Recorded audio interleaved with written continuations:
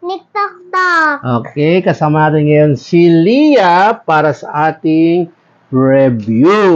Okay, so to baby, to mga past few days, nagkaroon tayo ng mga bagong toys.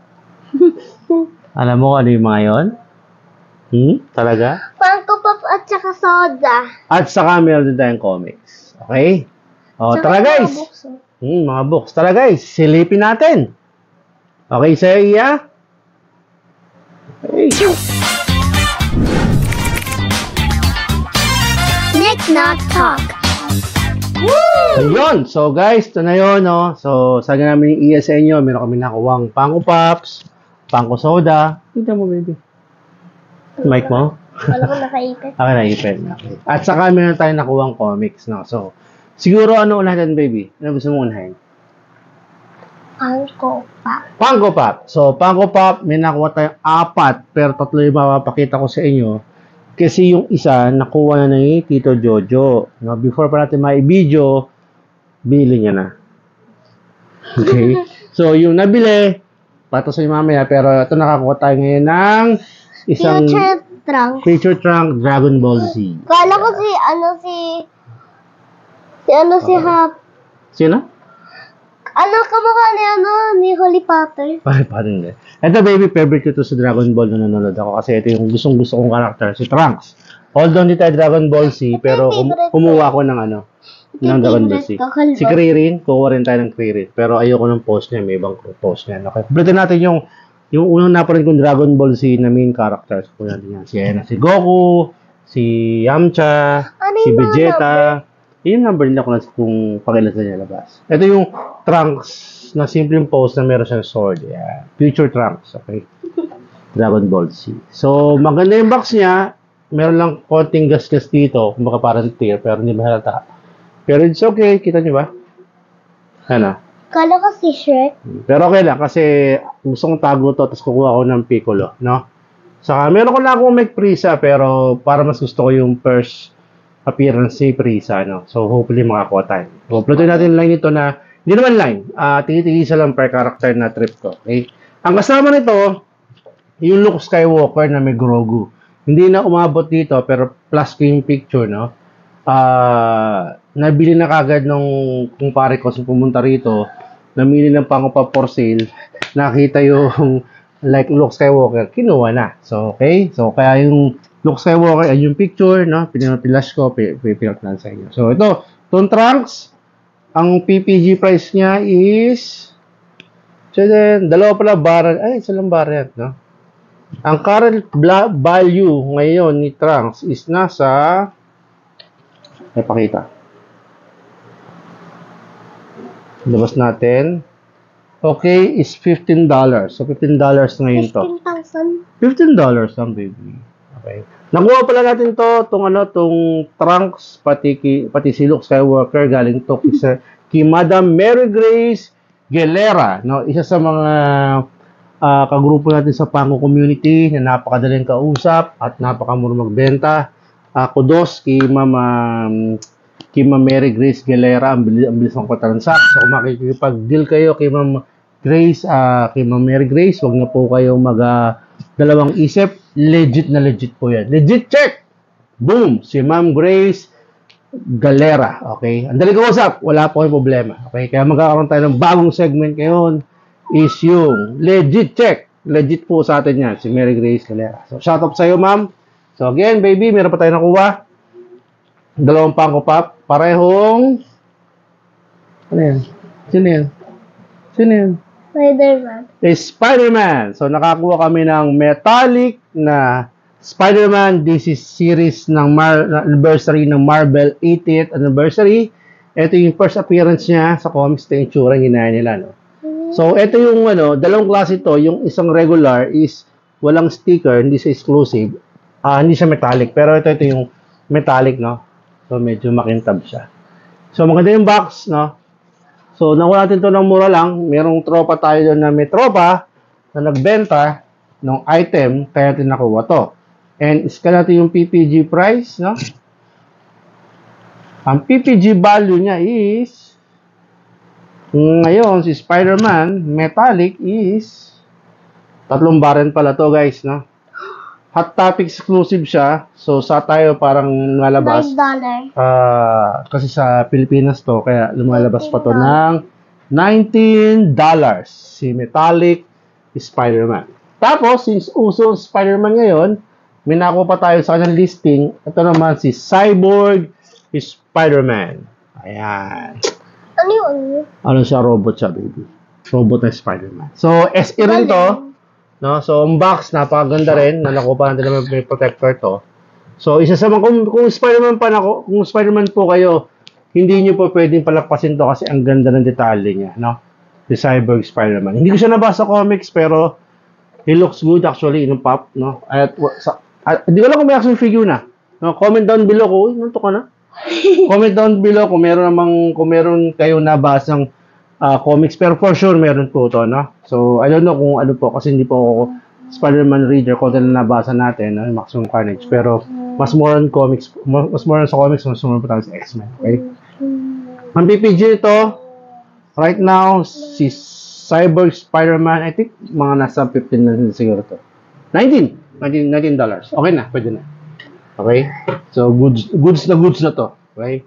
$19, no? By the way, ang nag-link po sa atin sa may-ari nito, kumbaga ang nag-ayos at nakipag-usap ng dalawang Spider-Man to, ang ating business partner na si Mark Anthony Papa. Shoutout sa iyo, Sir Mark. Napakadaling mong kausap, no? At smooth nung pagkakatransact mo ng deal. Okay? So, ngayon, bukod doon, may nakuha tayo, baby. Saan nakuha natin? Slimer. Ayan, nakakuha kami ng soda Slimer, Pangko Soda, pero actually nakakuha na kami ng combo na to sa isa sa mga soda bottle. Nakakita kasi ako sa marketplace, baby, binibenta niya yung Slimer na Chase. Wala pa tayo nun. So binili ko na. Ito ba yan? Tignan mo. Basta mo. Atan sa kanila. Parang hindi. O yan nga. Buksan mo na. Pata natin common. Ito yung common actually. Yung nakuha namin ni Iya dati sa bottle dito. Okay. So, baby, buksan mo yun na yung cheese. Paano yung tsura? Para makita nila ako ng tsura. Actually, collection namin to. Alam mo naman cheese yan eh. Ano may hotdog? Pakita mo yung pag. Ayan. So, glow in the dark siya. Kabila. Pakita mo kabila. Ayan. So, 1:1,555. Kabila, baby. Yung kabila. Yung si Slimer mismo. Kabila. Mali. Ayan. Ayan. Glow in the dark siya. So, ito yung tsura yung dalawa. Ito yung isa na regular. Hindi siya glow in the dark. Kasi ito yung glow in the dark. Saka pinagkaiba niya may hotdog. So, kung papasin yung kulay, mas matingkad to. Tapos, mas shiny yung bat ng isa. O, di ba? Ang ganda actually. I'm planning to collect all the Ghostbusters na Pangko Soda. Hindi ko siya connect na sa Pangko Pop, pero mas gusto ko yung soda nila. Okay? So, ito yung dalawa. So, na kami, complete set na tayo. Nakaset na kami ng Slimer. So, hunting na lang kami dun sa mga hindi pa namin nakukuha. O, baby, bake na siya. Tingnan natin kung magkano price niya actually ngayon. Kakainin ka hotdog niya. Yeah. Nagalit siya pag inahin mo yung hotdog niya. Hindi naman totoo. Ano ba ito? Kainin. Tawa natin ito. Lagyan sa collection natin. And by the way, gumawa ako ng box ng soda. Hindi ko lang na-i-upload. Yung na-upload natin nag-failed. So, maybe ulitin ko yan. Okay, tanga natin ito. Tingnan natin kung magkano price. Kasi nakuha natin baby na mura lang, eh, no? Pero bubulis eh. Tingnan natin magkano price ngayon, no? Ni Slimer, no? Taha.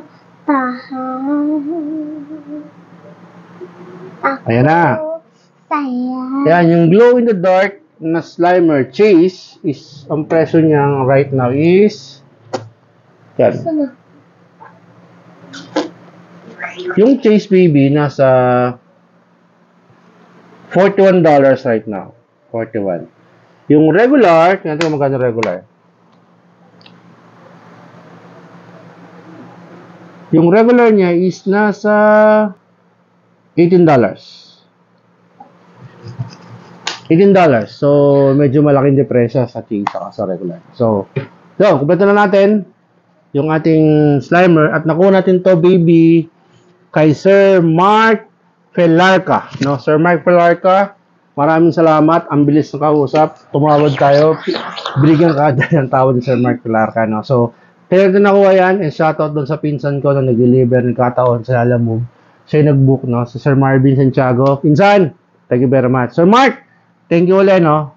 Sa pagpa-Mark Felarca, no? Kung magpapa-vouch po kayo kay Sir Mark Felarca, nako po, dito sa Kinik Noktok, nakomatic po yan. Legit check, good na good po yung tao na yan. Okay? Salamat, guys. And then, finally, yung isa sa pinaka-next ko yung araw to, na kumpleto ko na rin yung aking isang kinukumpletong comic run na X Factor. Tumating na si X Factor 78, yung nag-iisang missing doon sa X Factor 71 to 100 run ko na cable team na X Factor. Kasi unang X Factor baby, hindi sila. Sila Cyclops yung una. Cyclops, si Jean Grey, si Beast, si Iceman, saka si Angel. Like Angel. Tapos nung nag-X Factor 71, sila na yung pumalit. So, yung kila Cyclops 1 to 70, 71 si Habok. Pwede natin. Pero, before natin pakita, shoutout muna tayo, no? Sa ating pinagbilin to, si Sir Jose Paulo Marbella. Ayan, Sir Jose Paulo Marbella, maraming salamat, no? Ito yung bilin natin sa kanya. Kasama ito. Actually, ang story nito, nag-looking for ako and then sumagot siya. Tapos, ito na yung dumating, no? Kasabay nung kay Sir Eugene, yung nakuha natin yung X Factor 100, no? So, meron na ako meron na akong CGC nito, saka yung CGC ng 100. So, hopefully, plano ko, baka buuin ko yung 71-100 na CGC muna, no? Tapos, meron akong bilhin sa kanya, ito, yung Executioner song na number 1 to, X-Men to. Wala pa akong Uncanny X-Men, so kumuha tayo sa kanya. Tapos, bilhin pa rin tayo ng free. Ito, isang comics. Badger 1. Ayan. Jose Paulo Marbella, maraming salamat. So, pasok natin siya doon sa ating X-Factoran. Pakita natin sa kanya lahat, no? Ito guys, yung X-Factoran ko, na kumpleto na po natin, na gusto kong basahin. Ito. May mga low grade, may mga high grade. Halo-halo ito kasi plano ko itong basahin. Ayan. Ito kadami. Ayan. Ito yung unang-unang X Factor. I-switch is yung 71. Ito medyo high grade to, kaya medyo pricey na ko natin ito. Ito yung unang-una. And meron tayong CGC graded dito. Meron tayo ito, no? So, babasahin natin ito eventually. Ito, X Factor. And then, syempre, meron na rin tayong 72. Ito yung 72. Ito, medyo very fine condition. Ayan. Tapos, 73, meron na rin tayo. Ito, ayan. Ito, nakikita ko sa mga cards dati ito. Medyo nostalgic sa akin to. Kaya ito, kasi inanay sa akin to. And then, kumbaga, kumuha ng copy para, syempre, manulan natin, kusundan ulit natin yung comics niya, no? So, ayun. So, nakumpleto natin, isa sa mga comics natin na nakuha natin. Ito, babitin na mo. Ayan, no? Kala ko si Hulk. Hindi. Ito yung X Factor. Siya na strong guy. Ayan. Ito naman yung 74. Ayan, 74. Tapos, ito naman yung 73, 75. Ito. Bali, ang first roster nila, dito si Habok, si Polaris, no, si Multiple Man, si Feral. Feral ba? Wolfsbane. Feral pala si sa X-Force. Then si Strong Guy, no? 5 sila. Eventually, alam ko pumasok rito si Doc Quicksilver, no? Pero X-Factor sila yung original nung nag-exit ang team ni Cyclops, yung first X-Men, no? Ito to, Nasty Boys pa, oh. Kalaban nila ang X-Men. Okay. Tabi natin, baka bumagsak. And then, ito yung 76, no? Ganda ng cover, si Wolfsbane.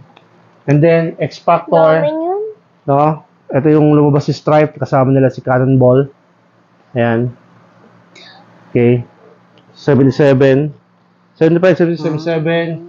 Ito yung nakuha natin, yung bago, no? Mr. Sinister sa kasi Stripe, magkatulong dyan, no? Kalaban sa X-Factor. Pwede na punta sa room? Sige. Paalam ko mo sa nila. Bye-bye, punta na ako sa room. Okay. Dami na gusto. Okay, thank you, Iya. Bye-bye. Sleep ka na? Hindi pa? O, sige, cellphone ka. Wait mo si daddy doon, ha? Okay, yun. Excuse mo natin si Iya, no? So, mag-cellphone muna raw siya. Okay. Tapos, 79. Okay. Ayun, pumasok sa Quicksilver. Nakatayo sa Quicksilver, no? And then, 80. Ayan. Yung iba rito, guys, ano na, no? Condition na from low grade to very fine or to mint, no? So, halo-halo na yan. Okay. And then, 80 yun. So, 81 susunod. Ayun. Kasama si Cyber. Ayan. Mabasa ko ulit siya, no? Nakakatawa. Okay. Ito, isa sa mga favorite kong cover, no? Si Pyro pumasok sa store ng X-Factor. Ganda. I love this cover, no? So, maganda yung grading to actually. Wala sa mga spine, kaya hopefully makakuha ng grading din to, no? So, siguro soon. So, next year, baka kumpletuhin ko yan, no? And then, this one, no? 83, no? Then, 84. We have the 84. I think this is Shatterstar.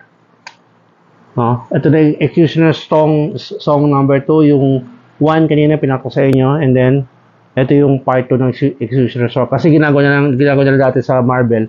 Yung mga story nila pinapasok sa iba't ibang what do you call this? Same story sa Marvel pero sa iba't ibang run ng comics ng mga team or ng particular comics, no. So ito yung 1 nasa X-Men, Uncanny X-Men, tapos tong 2 nasa X-Factor 84, okay? And then nakakuha tayo 85. So nakuha natin to ko Sir Martin, no. Yung taga Denmark natin na comic na nagbebenta sa Pilipinas. Sir Martin, maraming salamat. Huds ba yun? Martin Huds ba? Ang butang na napili doon eh. So, ito yung Executioner song naman number 6 na X-Factor. 85, no?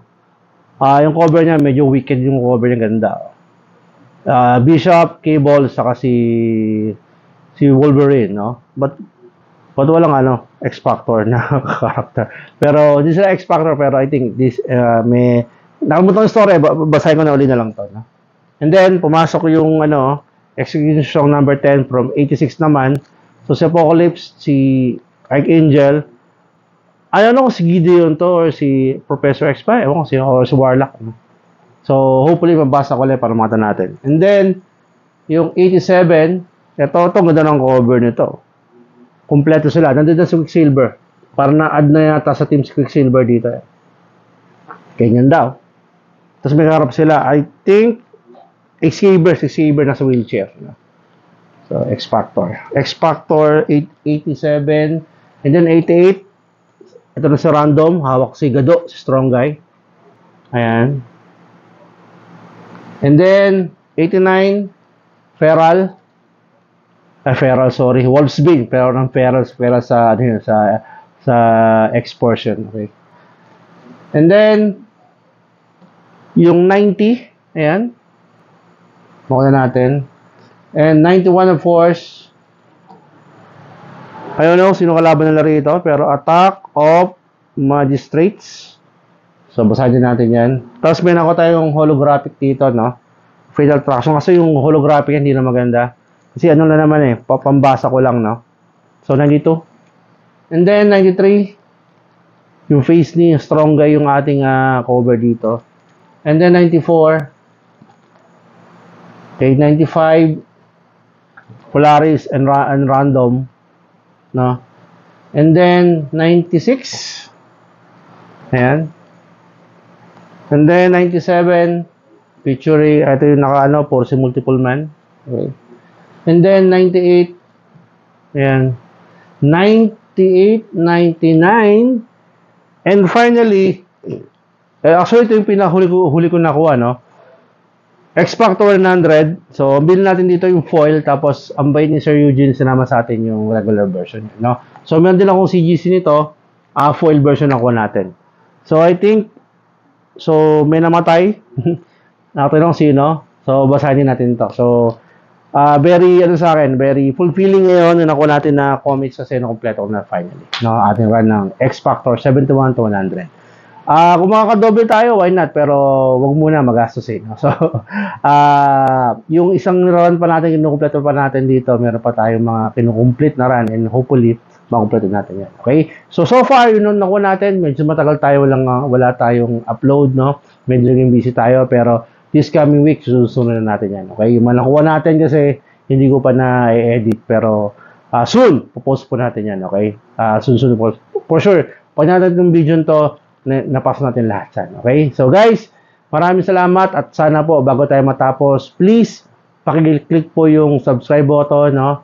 At yung like, share at mag-comment down below kung meron po kayong gustong sabihin or react doon sa nakita nyo. No? Kung may mali ako nasabi, pakicorrect na rin po. Okay? And by the way, ongoing po yung ating road to 200 subscription. No? So, hope makasali po kayo. Kagaya last contest natin ng 100 subscribe, meron po tayo naging giveaway. And meron pa rin po tayo pag-giveaway pag naka-reach po tayo ng 200 subscriber. Just, lang po, comment sa isa sa mga video natin, no? Yung comment po na Nick Knock Talk 200. Basta makita po natin yung Nick Knock Talk kahit wala ng hashtag yan o ano. Basta po Nick Knock Talk 200, automatic po pasok po tayo doon sa raffle natin para sa ating 200 subscribers giveaway. Okay? So again guys, maraming salamat. This is Nick Knock Talk. Laging sabi sa inyo, sana laging safe. And syempre, always mag-hunt po tayo ng masaya. Okay? Happy hunting, guys! Bye! Bye, baby! Kayo na! Ayan si ayun. Ano sinasabi natin bago tayo matapos? Like, share, and subscribe, and hit notification bell. Ano pa? And comment down below. Ano pa? Pagbabay na. Huh? Ano sabi? Happy birthday? Happy New Year. Happy hunting, guys. Bye. Bye-bye.